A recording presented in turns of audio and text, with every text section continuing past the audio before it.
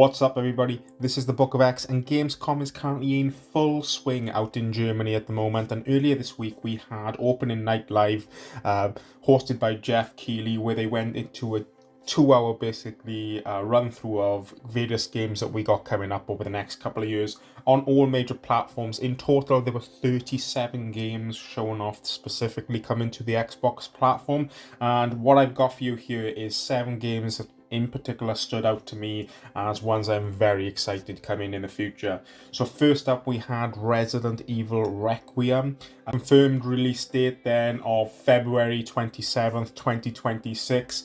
And what the Gamescom trailer gave us was a peek into one of the opening story parts to Resident Evil Requiem, featuring the protagonist Grace Ashcroft and her mother Alicia or Lisa, who returns from the Resident Evil Outbreak series.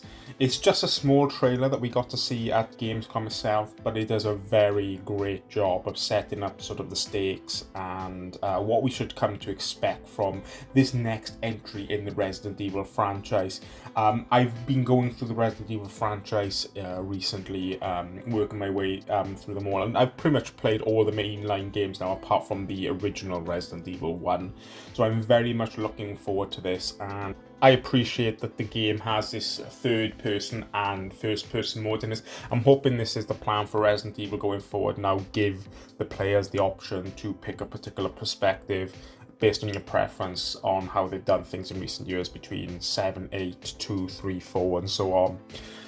So next up on my list then I have is The Outer Worlds 2. So The Outer Worlds 2 showed us a companion trailer and confirmation again that October 29th, 2025 we will get Outer Worlds 2. Alongside that, it's dropping into Game Pass. But what this trailer in specifically focused on was the companions, showing us a sort of a whole new set of people that we'll be able to get along with on our adventures, showing a bit of the humor style, the different sort of abilities, and even the tongue-in-cheek side of things of like people when it comes to these type of games. People remember companions a lot longer than they do remember sort of the actual sort of stories of these games. We look back over the years, games like Fallout and so on, Avowed and so on. We remember those characters more than the stories themselves. So, yep, do check out that one. We also got a new game reveal at Gamescom this year in the form of Lego Batman Legacy of the Dark Knight. Now we didn't get a date on this particular one, but I'm really looking forward to this one because it's Traveller Tales' first Lego game, and I believe sort of 3 or 4 years now. The last one, if I recall, was Lego Star Wars The Skywalker Saga.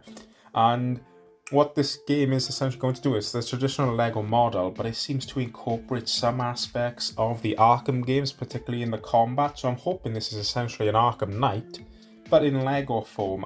What's obvious from the trailer is that it sort of mashes up some various elements of the Batman lore over the years, sort of touching on. There's a straight up there's a segment in the trailer that is straight out of the Batman, but there's also touching on segments from The Dark Knight Rises with Bane and so on. So hopefully this is going to be a love letter to the Batman lore, not just films but comic books and games over the last sort of 80 odd years.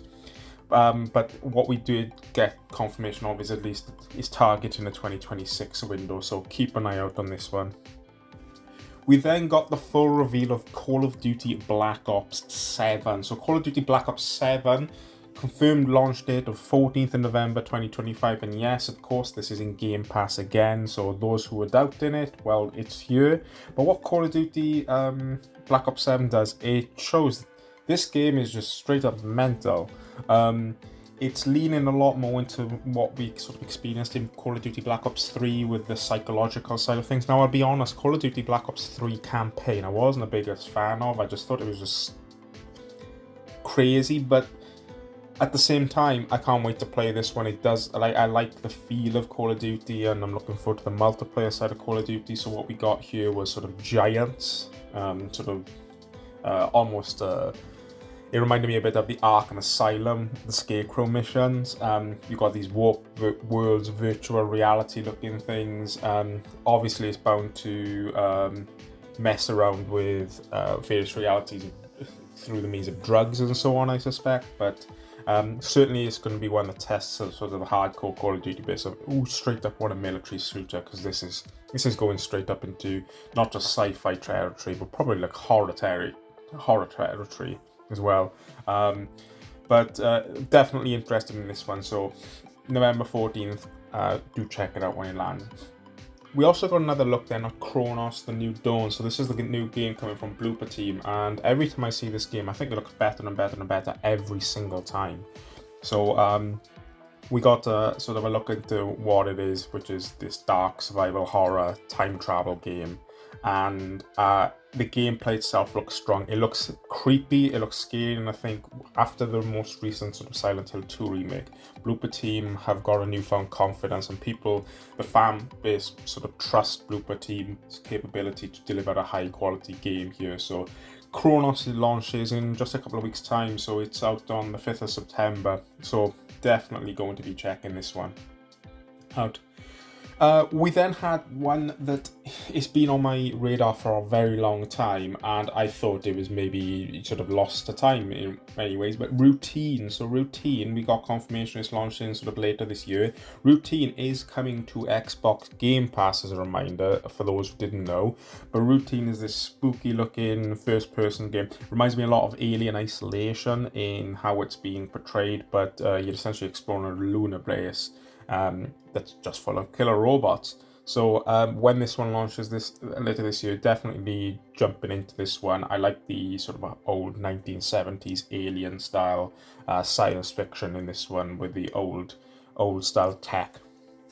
The final game then that piqued my interest was, for ones who are fans of the SnowRunner, MudRunner games and just driving in general, it was Road Kings. So Road Kings is coming out in 2026, and it's essentially the games that we're used to with traveling cargo, but it seems to have this sort of story narrative tied to it, where you're carrying a truck across the United States, but there's a plot to it with a sort of a branching career path, and there's indications in there of having characters as opposed to just NPCs. They're actual characters in the game, and suggestions that you're gonna have to drive trucks through sort of natural disasters or storms and so on. So definitely one that's on my radar.